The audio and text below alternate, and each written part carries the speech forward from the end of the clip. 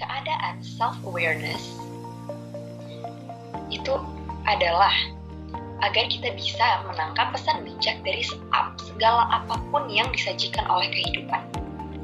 Dalam kesadaran murni, terdapat gerakan atau getaran yang dinamakan getaran primordial. Nah, apa itu? Di situ ada the sense of being, ada perasaan I am atau beingness. Nah, jadi di dalam kesadaran pure awareness, di sini kita tidak akan membiarkan pikiran kita itu terbawa oleh arus negatif, emosi negatif, atau mind cloud. Nah, kita dapat mengundang ruang kesadaran ini ke dalam kehidupan kita. Dan dengan berkah pencerahan atau enlightenment, lahirlah sikap responsibility yang membuat kita dapat melihat dan memahami bahwa kesadaran itulah merupakan sesuatu yang paling penting dalam diri dan kehidupan kita.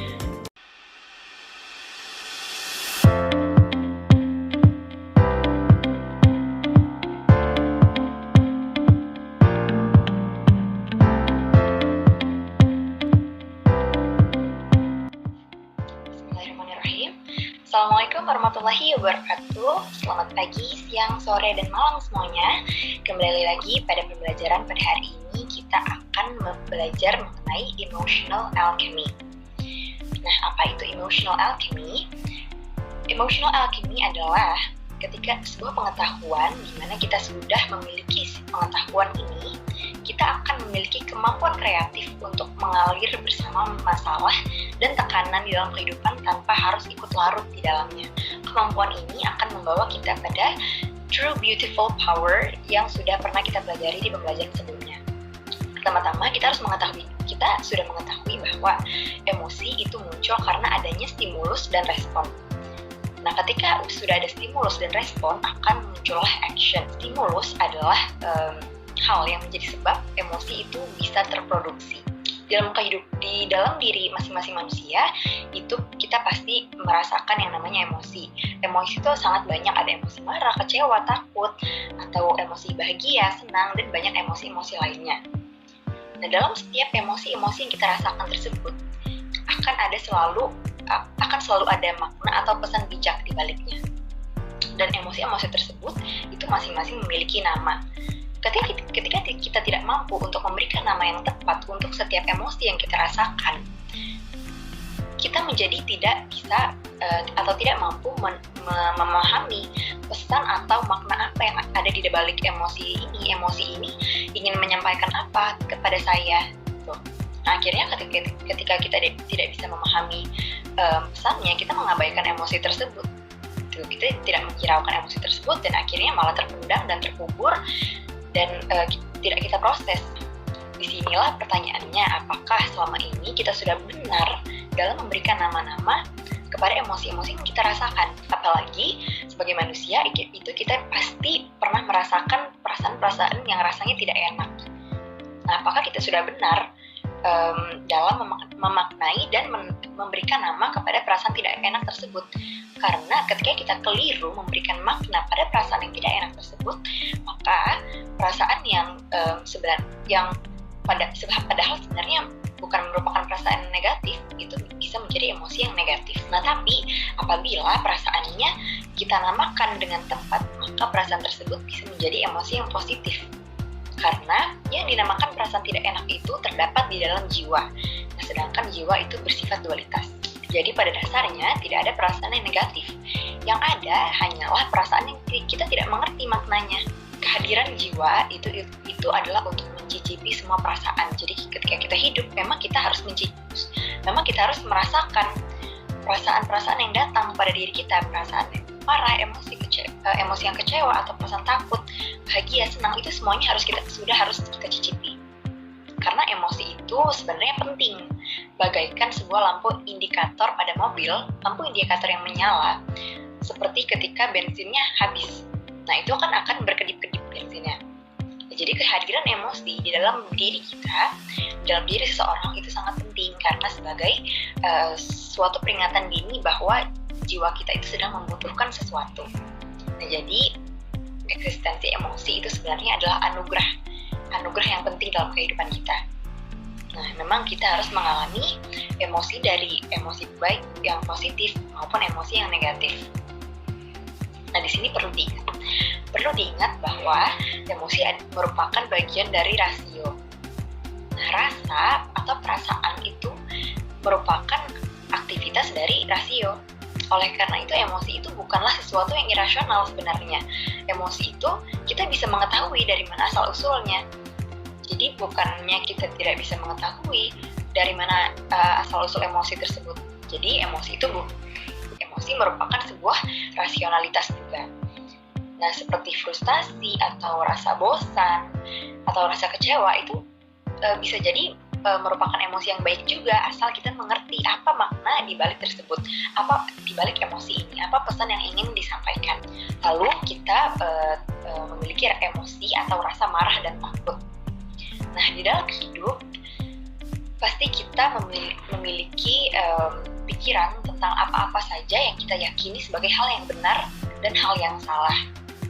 Nah, apabila kita memandang suatu kehidupan, keadaan, kondisi, atau lingkungan itu berjalan sesuai pemikiran kita itu tidak akan pernah merasa marah. Kita tidak akan pernah marah karena keadaan atau kehidupan itu kita anggap berjalan sesuai ekspektasi dan pengharapan kita. Nah, lalu ketika kita marah, pesan apa yang ingin disampaikan oleh perasaan marah kepada diri kita? Nah, berarti di situ kita sedang merasa bahwa keadaan itu sedang berlaku tidak adil, atau ada orang-orang yang sedang berlaku tidak adil kepada diri kita. Nah, di sini orang-orang yang berpikiran atau bersikap kaku akan cenderung mudah marah. Kenapa? Karena orang-orang yang bersikap kaku itu pasti selalu ingin segala sesuatunya, semua orang atau hal-hal eksternal itu berjalan sesuai ekspektasi dan pengharapannya. Itulah yang harus kita rubah dari diri kita. Dan contohnya jika kita marah karena kita merasa ada seseorang yang berlaku tidak adil kepada kita, contohnya orang itu menyudutkan kita atau memojokkan kita, tidak perlu berteriak-teriak atau malah marah, namun kunci penting adalah komunikasi. Kita hanya perlu mengkomunikasikannya kepada orang tersebut agar ia tidak mengulanginya lagi. Namun di dalam kehidupan pasti kita akan sering dihadapkan pada situasi di mana kita tidak bisa berbuat banyak. Kita tidak bisa mengubah orang lain, karena memang mengubah orang lain itu bukan ranah kita dan akan sangat sulit. Nah, di sini langkah yang paling bijak adalah tentunya dengan memaafkan. Because man that does not know how to be angry does not know how to be good. The weak can never forgive, because forgiveness is the attribute of the strong. Jadi memaafkan itu sebenarnya memang tidak mudah. Dan orang-orang yang lemah itu tidak akan pernah bisa memaafkan, karena memaafkan itu atribut orang yang kuat. Hanya orang-orang yang kuat yang bisa memaafkan orang lain dan menerima keadaan, menerima orang lain. Nah, lalu di sini ada rasa takut. Nah, rasa takut itu apa? Karena seringkali kita tidak bisa memproses rasa takut tersebut. Kita tidak paham kenapa kita merasa takut. Nah, rasa takut itu, jika rasa takut itu bisa berbicara, maka dia itu ingin menyampaikan pada kita bahwa ada sesuatu yang akan terjadi di masa depan pada diri kita. Dan aku itu belum siap untuk menghadapi si kejadian tersebut. Nah, jadi rasa takut itu sebenarnya penting, karena rasa takut itu merupakan antisipasi kejadian-kejadian di masa depan. Dan rasa takut itu membantu kita, menjadikan kita untuk lebih menyiapkan diri. Jadi ketika kita memiliki rasa takut, otomatis kita akan melakukan hal apapun itu untuk menyiapkan diri kita. Jadi ketika kejadian-kejadian itu datang, kita sudah siap. Ketika berbicara tentang perasaan atau emosi, seperti yang kita tahu bahwa emosi dan logika itu tidak pernah bisa bekerja atau diproses dalam waktu yang bersamaan. Kondisi mental dan mood itu sangat berpengaruh pada proses identifikasi dan evaluasi suatu fenomena atau kejadian yang terjadi pada diri kita. Nah, contohnya, bila kondisi mood kita buruk, suasana hati kita buruk, maka otomatis kita akan cenderung berpikiran yang kurang tepat, gitu. Ketika ada teman yang berpapasan dengan kita dan teman itu tidak senyum atau tidak menyapa kita, ketika mood kita buruk, kita akan marah, gitu kan? Kita mungkin akan kecewa, wah ini temannya mungkin sudah tidak menganggap saya sebagai temannya lagi, gitu kan, kita malah marah mungkin kepada si orang tersebut. Padahal jika kita sebaliknya, jika mood kita sedang baik, suasana hati kita baik, nah kita sebenarnya biasa saja, kalau nggak disenyumin juga nggak apa-apa. Jika mood kita baik, kita meng-cancel rasa marah tersebut. Ketika kita ingin marah, kita cancel. Kita berpikiran, kita sadar bahwa mungkin saya hanya terlalu lelah, mungkin hanya lagi capek. Sehingga kita ingin bersikap negatif terhadap orang lain. Ketika kita merasa sudah mulai merasakan emosi marah, segera kita mencari tempat yang tenang untuk meredakan emosi. Dengan demikian kita tidak langsung bersikap impulsif dan terhindar dari tindakan-tindakan yang dapat merugikan diri kita atau orang lain. Nah, disinilah pentingnya kita mengenali dan memahami dan juga memberikan nama-nama yang tepat untuk emosi kita. Karena jika kita memberikan namanya salah, mengidentifikasinya keliru, maka kita juga otomatis akan keliru dalam memenuhi kebutuhan emosi tersebut. Ini sama saja seperti ketika dokter itu salah mendiagnosis pasiennya. Sakitnya apa, dibilangnya apa. Otomatis dokter juga akan salah dalam memberikan kebutuhan obat si pasien tersebut. Jadi pasiennya bukannya malah sembuh, malah tambah sakit.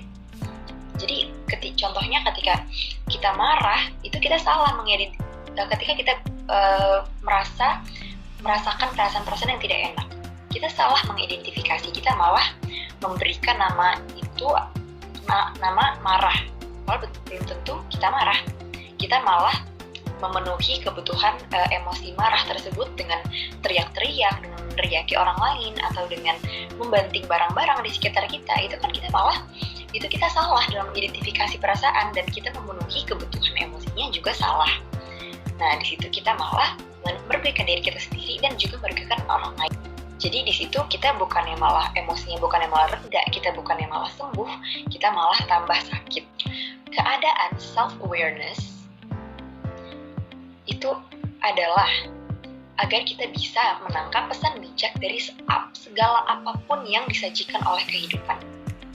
Dalam kesadaran murni terdapat gerakan atau getaran yang dinamakan getaran primordial. Nah, apa itu? Di situ ada the sense of being, ada perasaan I am atau beingness. Nah, di sini kita bayangkan sebuah ruangan, dan di dalam ruangan tersebut ada sebuah benda. Benda itu adalah mind kita, adalah pikiran kita. Nah, kesadaran itu merupakan ruang di mana pikiran kita berada. Ketika kesadaran kita aktif, ketika ruangan tersebut sadar akan kehadiran dirinya sendiri, disitulah kita bisa menyebut bahwa kita sedang berada di dalam keadaan pure awareness. Kita sudah pure awareness. Jadi, kehadiran ini adalah kesadaran murni itu sendiri. Nah, jadi di dalam kesadaran pure awareness, di sini kita tidak akan membiarkan pikiran kita itu terbawa oleh arus negatif, emosi negatif, atau mind cloud. Nah, kita dapat mengundang ruang kesadaran ini ke dalam kehidupan kita.